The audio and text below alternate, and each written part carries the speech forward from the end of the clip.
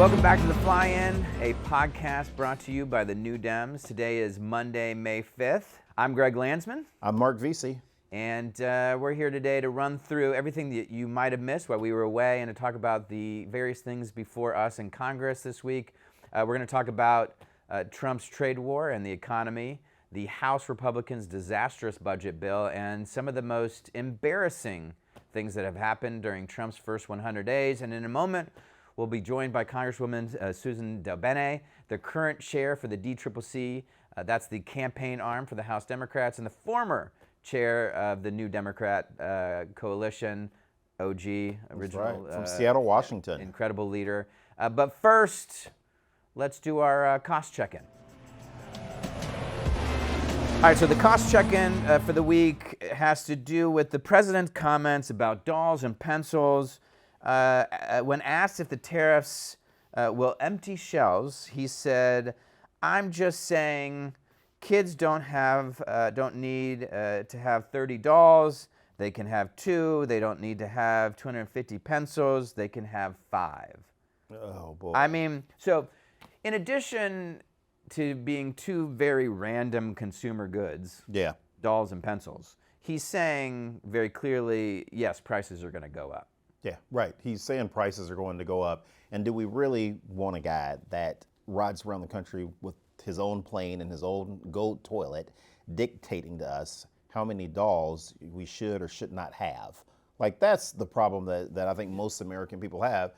And if you think about the last couple of election cycles, the American public does not like to be dictated to what products they should or should not be buying. Like, it's like he doesn't get that. Now all of a sudden, you know, he's coming in with all of his wall with all the ornate gold pictures that he's put up, telling people that, no, you should only have 2 dolls. That's absolutely crazy. And I can't believe he said it, but, you know, he always says crazy stuff, so I can believe he said it. I agree with you that people hate politicians telling them what to do. Yeah. And I also agree that this is a person who's so far removed from our lives. Yeah. Most people aren't thinking about dolls and pencils. Again, 2 of the most random consumer goods you could think of. People are worried about healthcare costs. They're worried about housing. They're worried about food. They have a list of things they have to spend money on every month. Yeah, that's right. And the costs of those things are going up, and he's taking all of the other things, well, those things, but also consumer goods, and he is saying, I am raising the cost of all of that because of my chaotic global trade war. Welcome, Suzan DelBene, to the show. As I mentioned, the chair of the DCCC, the campaign arm of the Democratic Party, and former New Dem Chair. Former New Dem Chair. Representative from the great state of Washington. Yeah. So, all right.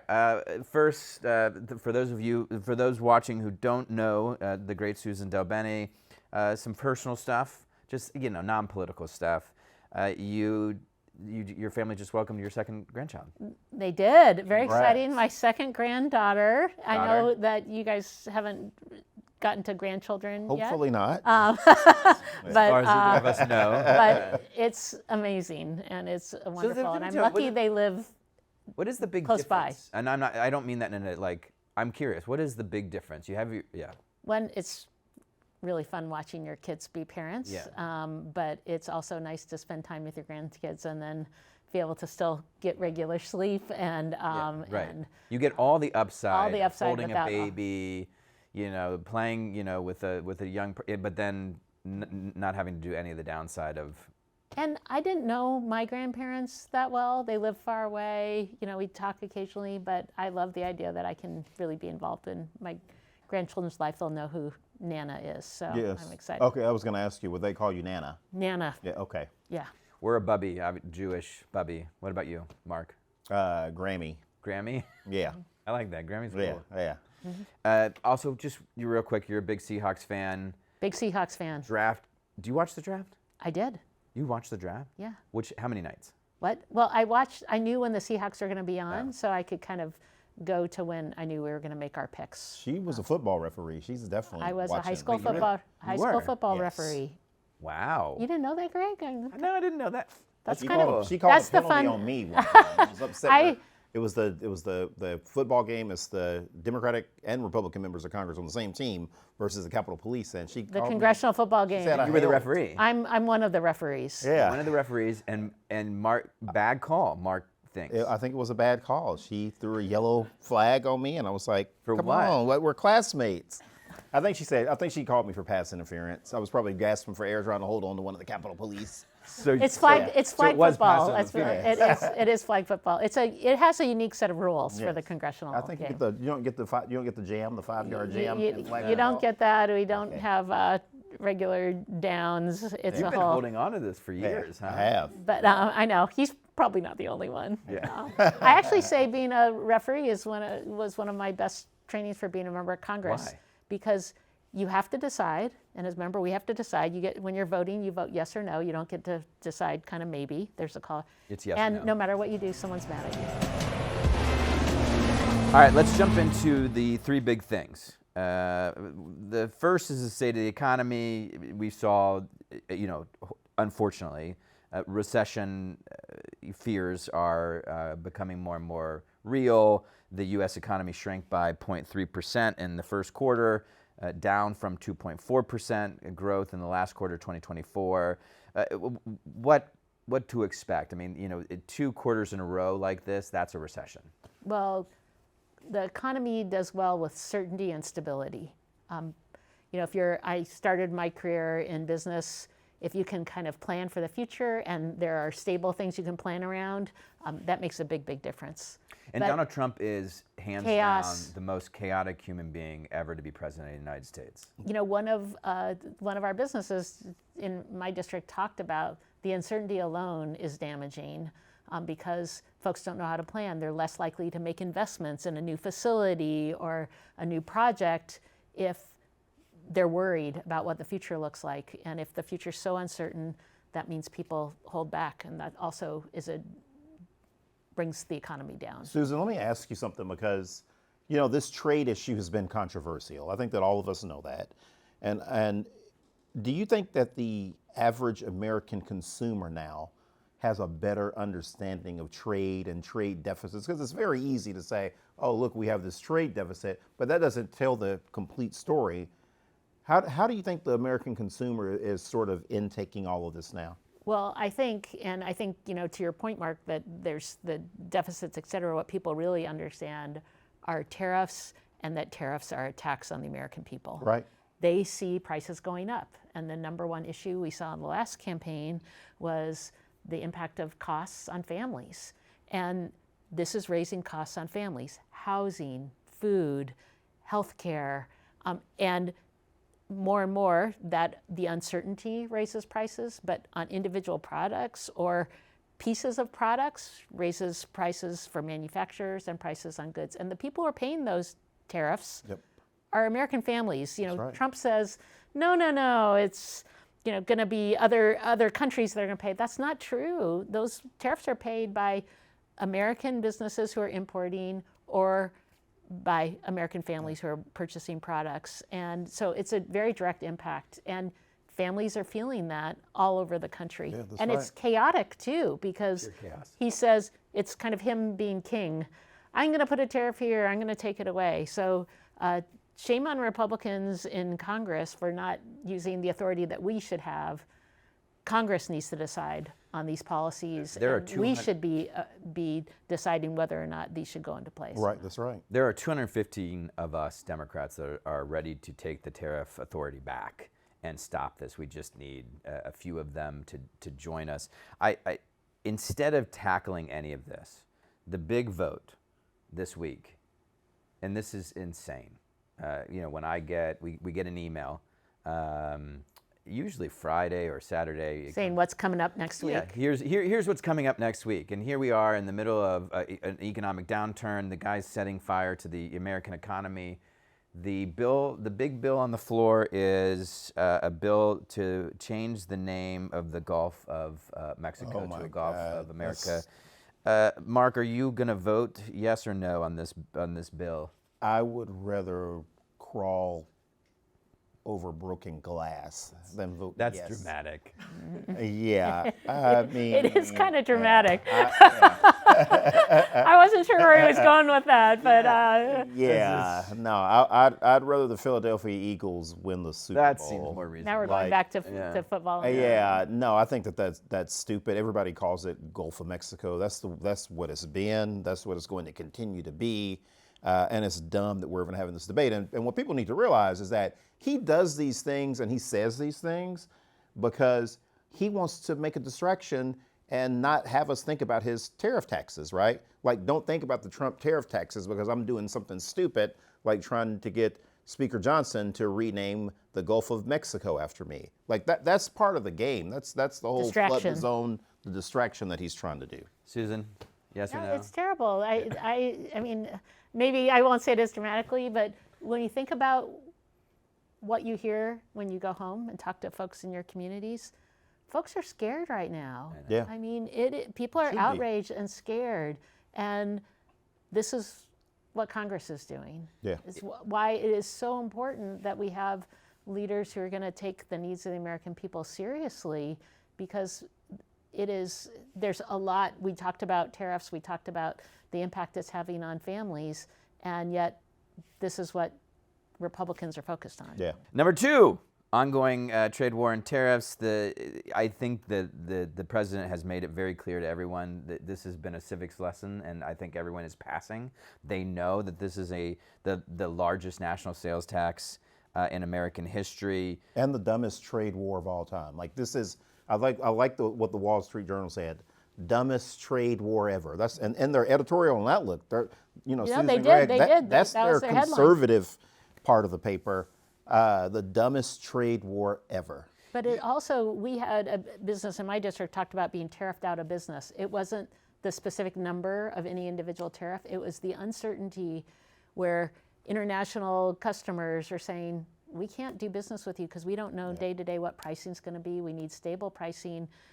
You may be doing a great job. We're going to look elsewhere. That's what I'm hearing from business owners back in Texas. Yeah. People are going to start saying, we were tariffed out of business.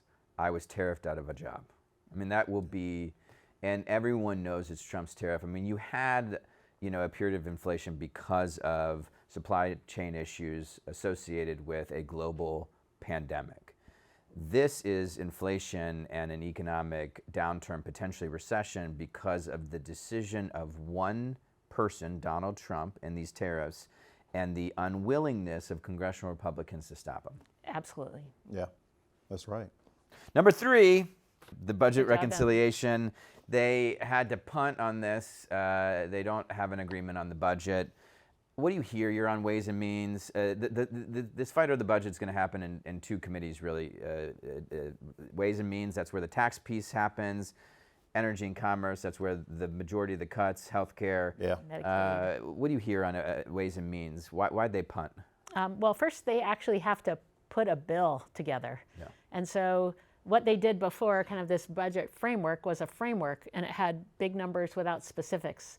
Now they have to put the specifics down on how they're going to achieve their budget goals, and they can't agree with each other on what that's going to look like, but they're going to have to fess up to the American people that there are big cuts to Medicaid, because you can't get to the numbers they have in their budget without there being big cuts to Medicaid. They have to put their tax policy on the table. So I think there are arguments between Republicans in the House and the Senate, but it also means kind of putting all that information down there. Plus, they don't want to give us any visibility, so they are going to put these bills out there at the last possible second, and then we'll go straight into committee to mark them up. And so I don't think we're going to get to see them except for maybe a couple of days before we go into committee. And they haven't told us when we're going to go into markup, so I think we're waiting to see, at least in Ways and Means, we're waiting to hear when we're going to markup. We don't know. Republicans are arguing about what to cut, and at the moment, it could be as much as $1 trillion in healthcare cuts, Medicaid cuts. They could cut Social Security benefits, gut food assistance, eliminate or dramatically reduce Head Start, all while giving tax breaks to the billionaire Elon Musk and Jeff Bezos and the Mark Zuckerbergs of the world. and driving up our deficit. That's at the core of what they're proposing. And the fights are really about how much to cut, how much to spend on the deficit. And in Ways and Means, the fights are really, what kinds of tax cuts, right? Tax cuts and the policies, tax policy that actually can do incredible things to help families. I mean, we can give tax credit to incentivize behavior too. The child tax credit is a great example of policy we can do to actually help families. And it's a long-term investment that gives us a great return. So there are things we can do in tax policy that can make a big difference. Unfortunately, Republicans aren't interested in those because they have their priorities, which is their tax cuts for the wealthy. Yeah, and they want to do this on their own. I mean, they no don't bipartisanship. want any bipartisan. No. And so as a result, there are delays. Yeah. All right. Before we get out of here, this is the in case you missed it segment. Instead of doing a recap of the first 100 days of Trump and the substantive part, we're going to do the most embarrassing parts of the moments of the first 100 days of the Trump presidency, and we're going to rate them. Okay. Scale of 1 to 10, 1 being not really embarrassing, 10 being that's very embarrassing. All right? All right. Sounds Okay. The quote, cold trade war. That's very funny. Good writing from the producers. Trump imposed a 10% tariff on the penguins and seals of the herd in McDonald's Islands, where there are 0 human inhabitants. Right How up there. embarrassing is that? That is definitely a 10. There's no doubt about that. How in the hell are you going to do a trade agreement or do trade deficits or debate these things with penguins? This is a global trade war. Yes. He has started with every country, and they were so sloppy, embarrassingly sloppy, that they added a place where there are no humans, only penguins, penguins and seals. Yep. Yeah. I'm right up there with Mark. I'm Okay, right up 10. there at 10. Yeah. Okay. There are 2 Vance embarrassing moments here. One is the trophy, obviously dropping the Ohio State's championship trophy. So embarrassing that I felt bad for J.D. Vance. The Greenland one, I think, may be more embarrassing. That's like a 15, out of 10, embarrassment level. I mean, they went to Greenland and they couldn't find, it's an island of 60,000 people, and they couldn't find anyone that wanted to talk to J.D. Vance. That's horribly embarrassing. Well, when Susan? his boss says he wants to colonize the country, maybe that's why. Right. I mean, what made them think that they weren't going to be rejected when they got there? But the Greenlanders are like famously, kind, decent people, and they were still like no one was interested in. Can you imagine showing up to a place that had tens of thousands of people and no one wanting to talk to you? Yeah. But don't you think I was going to say, why did they think they were going to get a different reception? Right, exactly. Not shocked at all. Why don't you do fake tariff math? Fake tariff math. The formula used to calculate the so-called reciprocal tariffs of Liberation Day actually calculated trade deficits, and this is perfect for Suzan DelBene. Well, I think, is it embarrassing? Yes, but it really just shows how, what a mess they are in terms of doing any serious policy. Right, right, exactly. And so embarrassing, but maybe just kind of indicative, maybe even more broadly, of just a litany of actions that this administration have taken that not only embarrassing, but have that have done with taking anything that's serious and not caring enough about it just to kind of throw it out there. And I think just the confidence that they had with this whole trade and deficit narrative that they created, and presenting it to the American public as if it was something that were just so simple and so easy. But as we see, like even their own, calculator on Liberation Day is off. And so instead of like saying, hey, I'm wrong, I need to back away from this, I'm ruining the American economy, he's still looking for ways to lean in on this. And all of us are going to pay the price. The American people are going to pay the price. Absolutely. So again, embarrassing but a serious issue too in terms of the impact that it's had on This is, by the way, a very long list, but unfortunately we're out of time. Okay. Yeah. Susan, thank you so much for joining us. Thank you. I really enjoyed being here. Absolutely.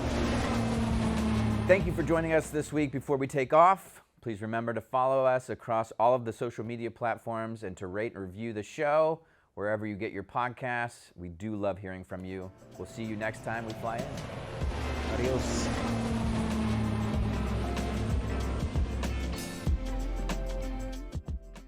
Who was from Seattle? Sir Mix-a-Lot. Yeah, so before Big Butts, Yeah. Well, he had a song called Posse on Broadway.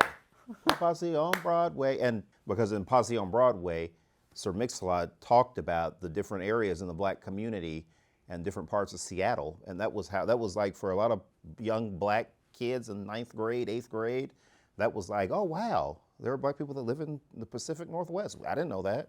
You hadn't heard of Jimi Hendrix? I found out that Jimi Hendrix was from Seattle much later.